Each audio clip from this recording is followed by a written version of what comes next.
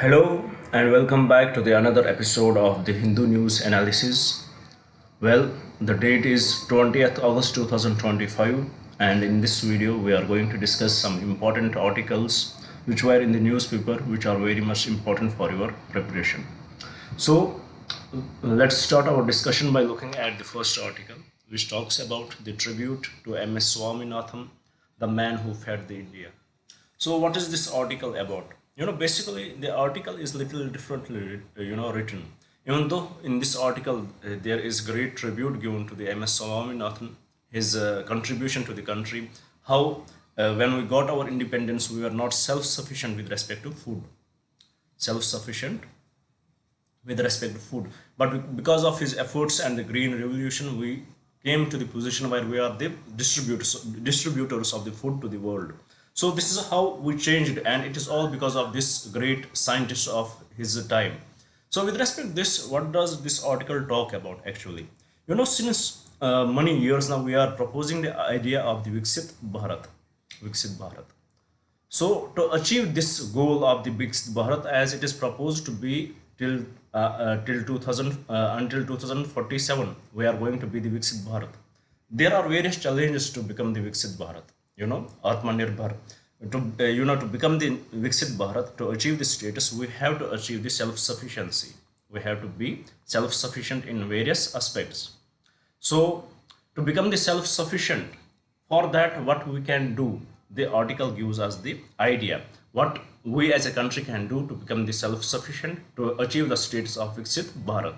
So he draws this idea that if we truly have to be the Viksit Bharat, we can take inspiration from MS Swaminathan and take his practical approach in it, the way we dealt with the food sufficiency, food insufficiency that time, we can apply same approach in the present time, and this way we can achieve the goal of self-sufficiency. And the article here talks about 3 lessons which we can learn from this era, or we can learn from the MS Swaminathan.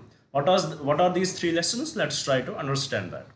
The first lesson the article talks about is, there should be the clear cut, collaboration between the scientists across the world.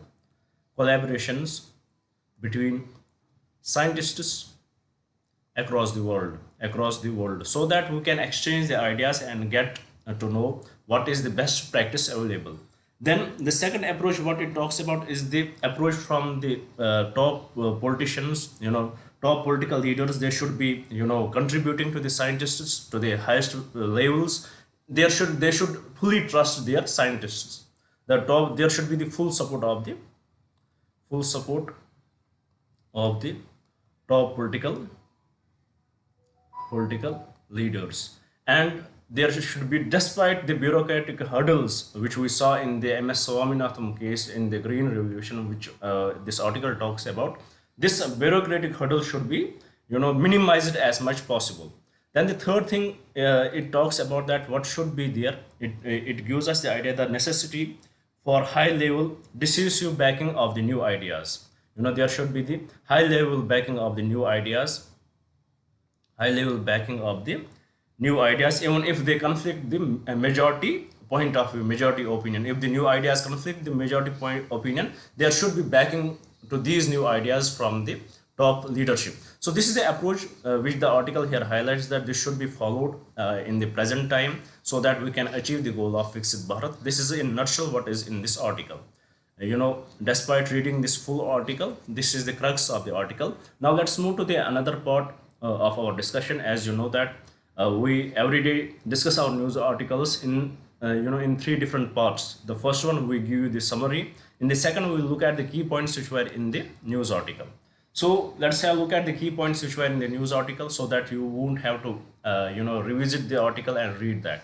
First, what does it talk about? Viksit Bharat and scientific self-reliance. The pursuit of developed India requires significant scientific advancement with a focus on self-reliance, Atmanirbharta. The Green Revolution is presented as a successful model for it. So this is what we discussed, how we can draw lessons from the Green Revolution. And this Green Revolution, it teaches us that there are 3 lessons which we can draw from that, and which we can apply, and then we can achieve the status of Viksit Bharat.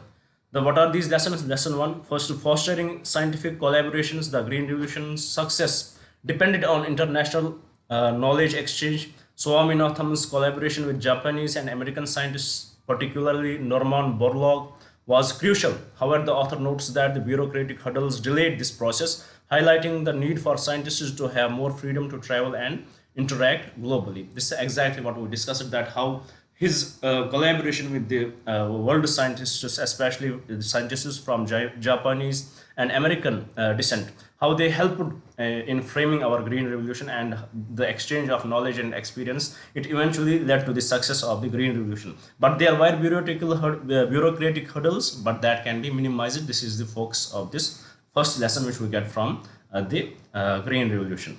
Second, what is the second lesson? Political leadership's direct engagement. The effective political leadership is essential, the article highlights. The article contrasts the initial bureaucratic indifferences with the decisive actions of ministers like C. Subramaniam and Prime Minister Lal Bahadur Shastri, who directly engaged with the scientists like Swaminathan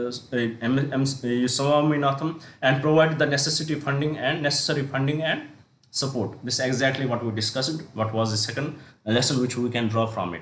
Then the third lesson talks about the decisive backing for new ideas. When faced with conflicting expert opinions, such as the opposition to importing 18,000 tons of new seeds from the Finance Ministry and Planning Commission, the highest political leadership must make a firm decision and fully back the efforts. Lal Bahadur Shastri and later Indira Gandhi provided this crucial support. So this is talking about how, even though there is expert conflict on it, there are many people who are conflicting this idea, but still the political leadership should back the new ideas so that we can achieve the success which we are desiring for. Then what is the current challenge? The author points out the India's agricultural research has fallen behind other nations with no institution in the global top 200. This is attributed to inadequate funding we have in agriculture, which is 0.43% of agricultural GDP on R&D, and a lack of institutional autonomy and access to political decision makers for top scientists. So this is the challenge which we are facing right now with respect to this. So this article, in a nutshell, what does it talk about? It basically talked about the goal of Viksit Bharat, how it can be achieved. It can be achieved when we will be self-reliant, self-sufficient. How we can achieve this? We can take the example of the Green Revolution. And what were the lessons we learned from the Green Revolution that we can translate in today's time, and then only we can achieve this. So this is in a nutshell what the article here talks about. So with this, I hope you had understood the article, you have understood the concept behind it, and what were the lessons which we had learned from the Green Revolution. I hope everything is clear now. Now with this, let's move to the another article here.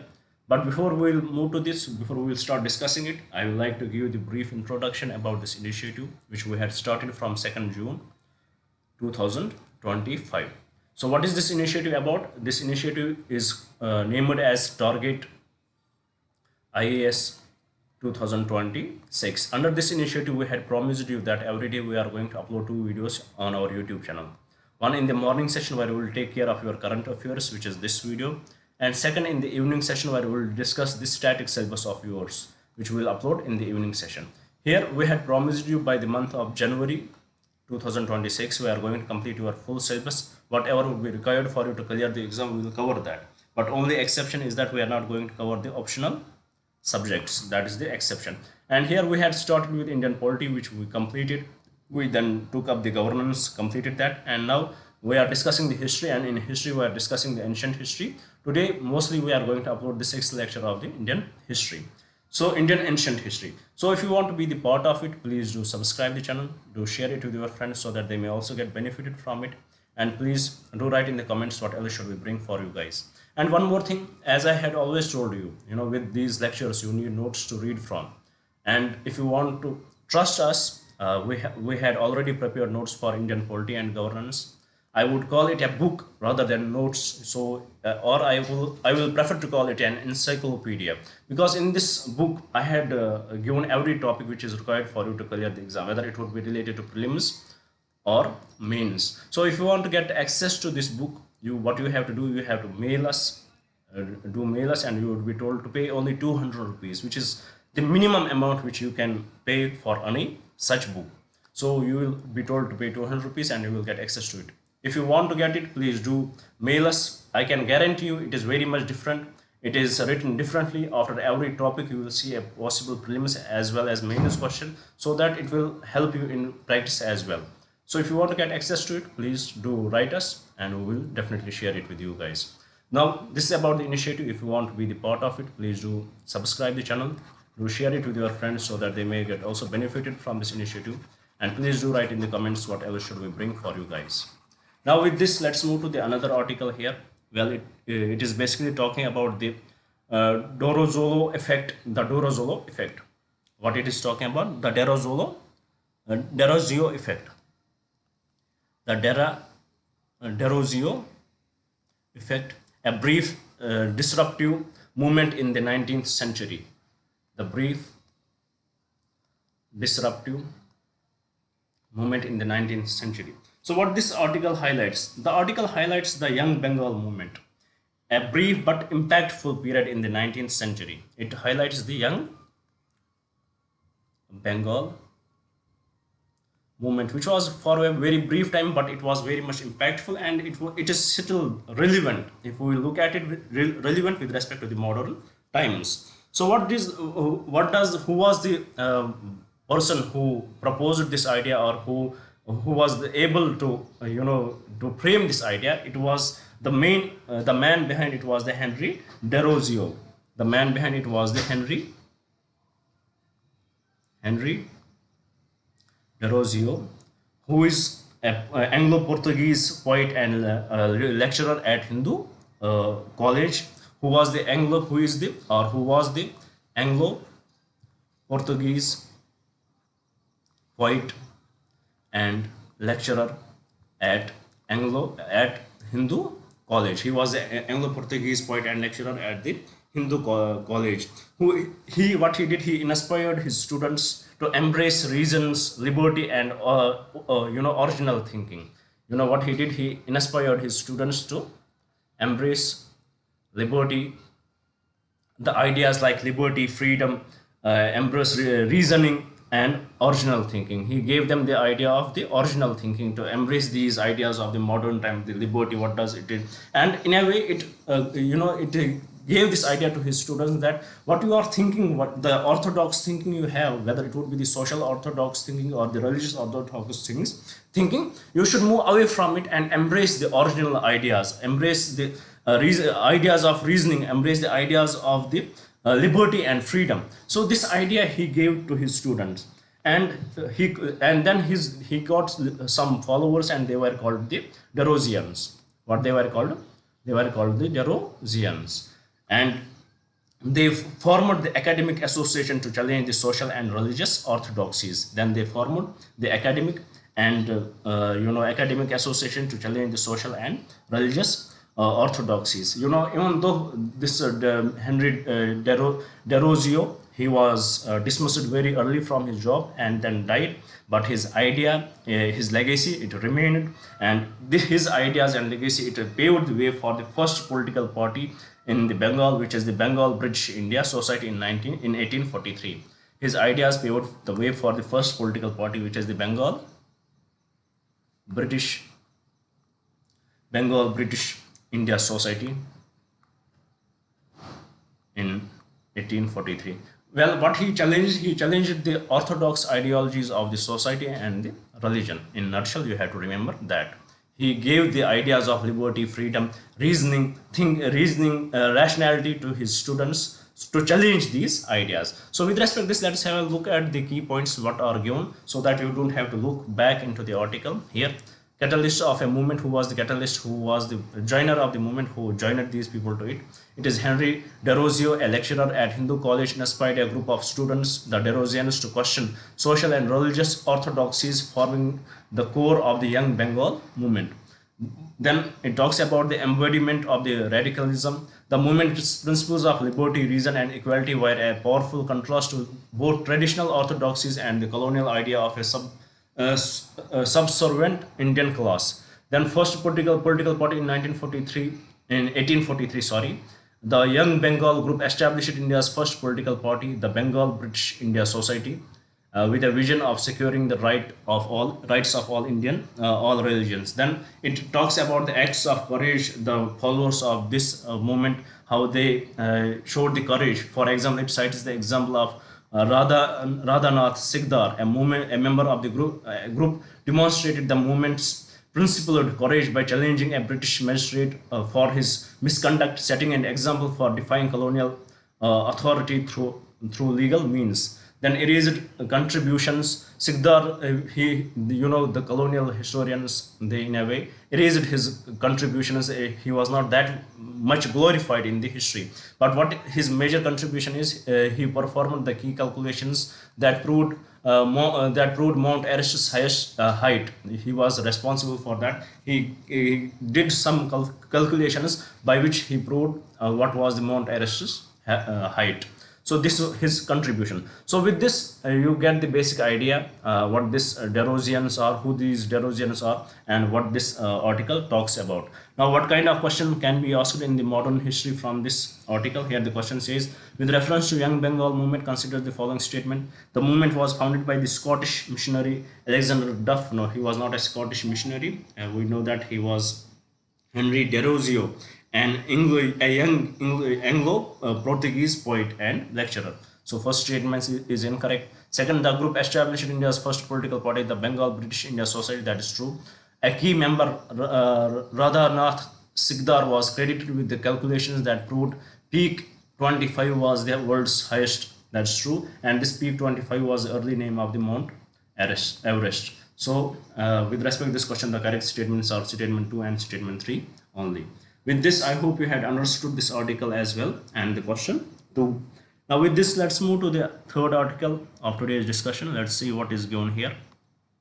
Well, the Home Minister is trying to introduce, is about to introduce 3 bills for removal of PMs, CMs and ministers held on serious criminal charges. Well, this is going to be the groundbreaking thing if he introduces it, and if these bills are passed in both the houses of the parliament. So let's look at what are the key features, or we can say what are the key points in the which were mentioned in the article. Let's have a look at it. Let's try to understand these key points. First, proposed legislations, 3 bills which the Home Minister is trying to introduce. The Constitutional 130th Amendment Bill 2025. It is the first bill. Then the Jammu and Kashmir Reorganization Amendment Bill 2025 and the Government of Union Territories Amendment Bill 2025 are to be introduced to create a legal framework for the removal of ministers. So it will create after these bills will be introduced, it will frame the legal framework for the removal of ministers. Actually, you would have remembered last year when Arvind Kejriwal was in jail. He was still sitting CM, even though there was no legal constraint to that. But ethically, it is not good. He is the representative of the people, and when he is the representative of the people, he would have to take care of various various in-house businesses. He will have to take care of many things, and he was in jail, and it does not represent good about this office. It does not represent good about the office which has the highest value behind it. So with respect to this, it is definitely the necessity of the time that such bills should be, such acts should be there, such laws should be there, which will legislate that whenever any such person, or the top officials like PMs, CMs and governors, they are they are facing some criminal charges. For them, there should be bills. If they are in the jail, they should be removed from the office, and it is very highly appreciated bill, to be more frank with you guys. Now, what is the clause, removal clause? What does it talk about? The bills propose that any of these officials who are arrested and detained for 30 consecutive days for an offense carrying a sentence of 5 years or more will be removed from office on 31st day. If the person, any of these are in the jail for 30 days and they are under the jail, they are arrested because of a crime whose sentence is 5 years or more, and on the 31st day they will be removed from the office. Then what is the rationale behind this bill? The rationale is that the statement of objectives and reasons for the Constitution 130 Amendment Bill emphasizes that ministers should have a character beyond any ray of suspicion. They should have a character beyond any ray of suspicion, and that a minister facing serious criminal charges can diminish the constitutional trust reposed by the people. If they are facing the criminal charges, it will definitely diminish the constitutional trust. And unfortunately, in our country, there are more MLAs and MPs who are facing the criminal charges, and definitely that is the reason that the trust between the political class, political elite, and the people is diminishing day by day. Then constitutional amendment, the bill seeks to amend Article 75. What are the articles to be amended through this bill? Article 75, Council of Ministers at the union level. Article 164 of the Indian Constitution, Council of Ministers in the state level. And Article 239A, special provisions for of the Indian Constitution. These acts will be, these articles would be amended of the Indian Constitution to provide a legal basis for this removal, so that we can provide the legal basis for this removal, because it needs the amendment. Then can they be reappointed? For example, suppose there is any person, any CM would be there. Arvind Kejriwal was it. Let's take his example. He was under arrest for 2 to 3 months. He was under arrest for 2 to 3 months. But let's suppose that as he was under the PMLA case, the case lasts for a long. Let's suppose that he is found not guilty at the end. What will happen to him? For that case, for such cases, if he is given the clean sheet or he is released, then he will be. It will be possible for him to restore his office. So there is subsequent reappointment. The bills also stated that these officials could be subsequently reappointed to their position upon their release from the custody. Once they will be released from the custody, they would be given their position back. Then authority for removal. The president is empowered to remove the prime minister and the union ministers. For state ministers, the governor holds this power, while in UTs the lieutenant governor is the authority for the removal. So these are the authorities. It is the president, it is the governor, and it is the lieutenant governor who are going to remove these ministers or CMs or PMs, whatever the case would be. So with this, it is very much this amendment bill, it is going to be the game changer. Let us see what will happen with respect to this. These are the proposed ideas. The final draft would be different, we know that, and let's follow it. Let's see what will happen with respect to this bill, and let's see what would be the final result of it. Now with this, I hope you had understood it, you had got the basic idea what was given in the bill. Now let's move to the another article and let's have a look at it. What does it talk about? Well, this article talks about the private sector share in defense production. It talks about the private sector share.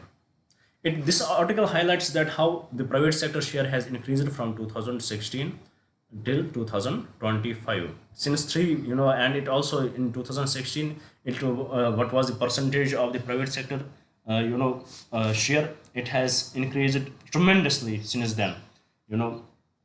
If we look at it, was in 2016 it was only 19%, 2016-17 it was only 19%, and in 2024-25 it has become 22.5%. so it has increased. And the article also highlighted that from last three consecutive years the private sector share is continuously increasing. And also the article highlighted that from last 3 years we are the highest. India's defense procurement has increased to the highest level. So these are few key points which this article talks about. Now let's see what else does the article talk about through the key points which we will see here. First, a growing private sector role. The contribution of private manufacturing to India's total defense production has increased a new high of 22.56%, or if we will convert it into rupees, it is 33,979 crore in the financial year 2024-25. This is the highest share since 2016-17. Then it is the dominance of the public sector still. The defense public sector undertakings continue to be the largest contributors, accounting for 57.50% of the total production. Ordnance factories contribute 14.49%. Then we see the upward trend. The private sector's share has been on a steady upward trend over the past 3 years, from 19.39% in 2022-23 to 20.93% in 23-24, and now 22.56% in 2024-25. Then overall growth in defense production. India's total defense production reached a record high of 1.50 lakh crore in 2024-25, which is the more than 3 times the production level of the 2014-15. So our defense production has increased, to 3 times more than that of the 2014-15. Then rising defense budget. The country's defense budget has seen a consistent increase from 2.53 lakh crore in 2013-14 to 6.81 lakh crore in 2025-26. So it has almost doubled since 2013-14. So this gives us the key idea about our defense procurements, how private sector is getting involved in it. One of the drawback often associated with the defense manufacturing was the involvement of the private sector, and now we are seeing it. They are getting involved in it, and year by year their contribution is increasing. So with respect to this, what kind of question we can expect from the examiners? They may ask you a question like this: which of the following statements are correct regarding the India's defense production? The contribution of private sector companies had reached its highest share in the finance year 2024-25 since the sector was opened up. Correct. Then defense public sector undertakings currently account for the majority of India's total defense production. That is also true. Then third, India's total defense production has decreased. This is incorrect. This is nothing not we had, that it has actually doubled. So with respect to this question, the correct statements are statement 1 and 2 only. With this, the correct option is option B. Now let's move to the another article. Let's see what does it talk about. Well, it gives us the ambitious targets of ISRO. Ambitious targets of ISRO. This article gives us ambitious targets of ISRO, and let's have a look at those targets through the key points, because it is very much factual kind of thing and you will need it. First, the ISRO is looking for the next generation launch vehicle. ISRO is developing a highly lifted rockets with a payload capacity up to 75,000 kg to low Earth orbit. So we are looking for the next new generation launch vehicle which has a payload capacity of up to 75,000 kgs in a low Earth orbit. A massive increase from its first launch vehicle 35 kg capacity, which is the massive increase. The rocket will be as tall as 40-story building and have a reusable first stage fuel. So it would be as tall as the 40-story building. Then space station. It is looking for the space station. India's its own space station, which is named as the Bharatiya Antariksh Station. Bharatiya Antariksh Station is planned to be operational by 2035, with initial modules starting as early as 2027. So it would be the Bharatiya Antariksh Station is planned to be operational by 2035. Basically, if you are preparing for PSC exams, then you can expect such questions. Actually, this question was asked in the JKPSC also. Then lunar and planetary missions. What are the various lunar and planetary missions? First, we have Chandrayaan 4. This lunar mission has been approved and is designed as a sample return mission. It would be the sample return mission. Then another mission is Venus orbiter mission, an approved mission to send a spacecraft to study the planet Venus. Then human space flight. The Gaganyaan program is in advanced development stages with its first unmanned mission planned very shortly. The ultimate goal is a fully indigenous crewed moon landing by 2040. By 2040, we are looking for the moon landing. I hope it is so. That would be the best moment we as Indians can feel. So with respect to this, let's see what kind of question can be asked in the exam. Basically the question which I had brought here, it is more the comprehensive based question. You can never find such question in the exam with respect to GS paper. But why I had brought this question, so that it will give little touch towards your CSET preparation, and also it will give you the idea what were the things which were mentioned in the article. So here the question says, which of the following upcoming missions projects of ISRO are mentioned in the provided article, in this article. First, next generation launch vehicle, definitely it was mentioned. Aditya L1 solar mission, no, it was not mentioned. Chandrayaan 4, it was mentioned, and Bharatiya Antariksh Station, it was mentioned. So what were mentioned? 1, 3 and 4. 1, 3 and 4. So please do look for these, do search about them, what they are about. Now with this, let's move to the last article of today's discussion. Well, it talks about the salt crocodiles population in Bengal Sundarban Biosphere Reserve has substantial increase. According to the survey, the salt crocodile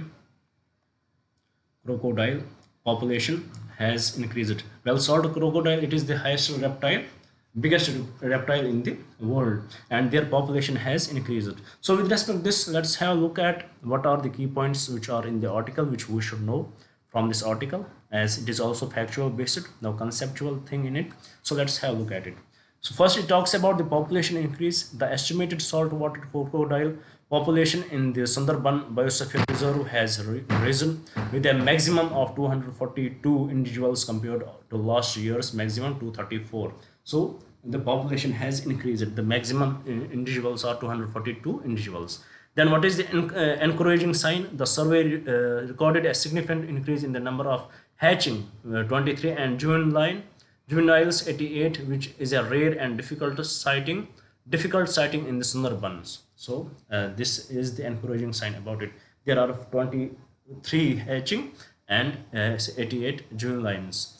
Then ecological role: saltwater crocodiles are described as hypercarnivorous apex predators that help keep the ecosystem clean by feeding on carcasses. So it helps in keeping the ecosystem clean. So please do remember this hypercarnivorous apex predator.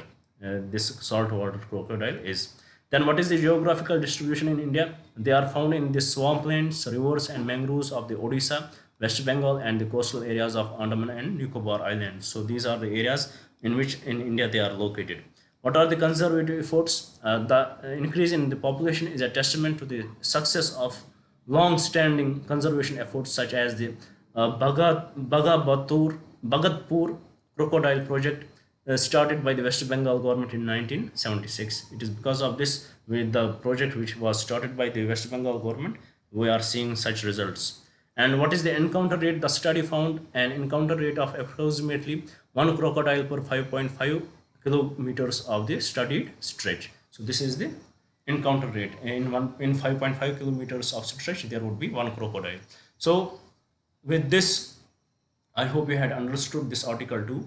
Now let's have a look at the type of question which can be asked from the article. Here the question says, with reference to the saltwater crocodiles in India, which of the following statements are correct? First statement: the saltwater crocodile is the largest reptile in the world. That is true. In India, they are primarily found in the freshwater lakes and rivers. Incorrect. A recent survey in the Sundarban Biosphere Reserve has shown a decline in its population. That is also incorrect. So with respect to this question, the correct statement is option 1 only. With this, I complete today's discussion here. I hope you would like the video. I hope you would share it. And I definitely hope you would subscribe the channel. And I would request you guys to please mail us about the Indian polity book which we had prepared for you. Trust me, this book is really differently written. It will help you in many ways. So thank you for staying with me. Thank you very much and have a nice day.